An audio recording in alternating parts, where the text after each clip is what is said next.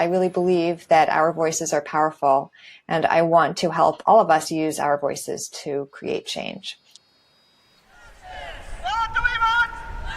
Justice! When do we want it? Now! If we don't get it, shut it down! If we don't get it, shut it down! If we don't get it, We do civil disobedience in order to get measurable action on the climate crisis.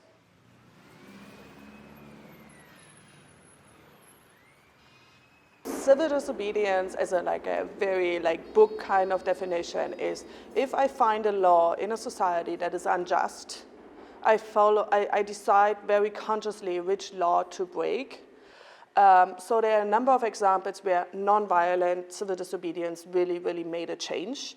And here's the thing about nonviolence, it's really important for the movement to be as inclusive as possible.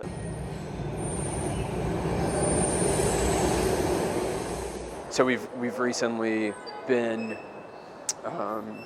starting to phase in some tea talk. The gist of it is that an activist, they go down into the tea at any given stop, and then you get on the train, and the one activist essentially gives a climate talk, gives their version of why here are the reasons that the climate emergency is such an urgent matter, and why it's such a shit show, and why we so desperately need to be affecting change.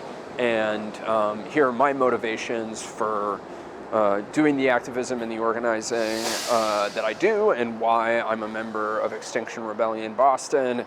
And here's the ask, which is basically, we want you all to, at the very least, join a climate justice movement, or ideally join Extinction Rebellion Boston, and start demanding climate justice and a livable future for all, and join us in the streets. Get down, there's a climate crisis in this town. Get up, get down, there's a climate crisis in this town. Get up, get down, there's a climate crisis in this town. Yeah, fantastic.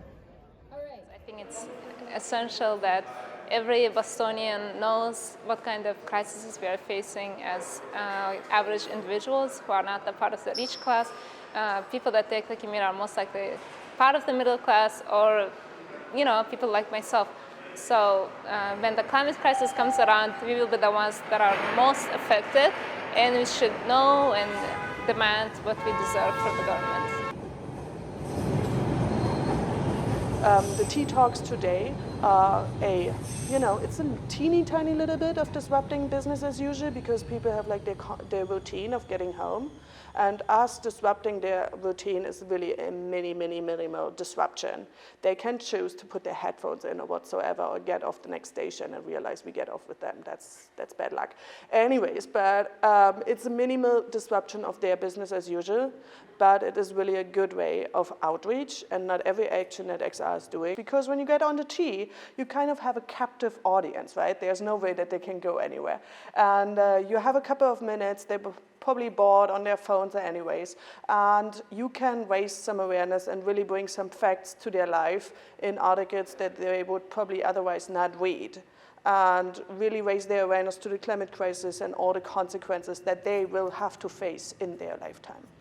We have no time to waste when it comes to affecting real systemic change, and that's one of the reasons why I think Extinction Rebellion as a movement is essential, because if we're actually going to properly address the climate emergency, and if we're actually going to ensure a future where people are actually able to live, and not only live but thrive, we have to be building mass collective people power, and we have to be exercising these muscles like mass protest and civil disobedience, nonviolent direct action, and ultimately strike and general strike right now, because those are the levers that we have to actually pressure government to change the ways in which they behave.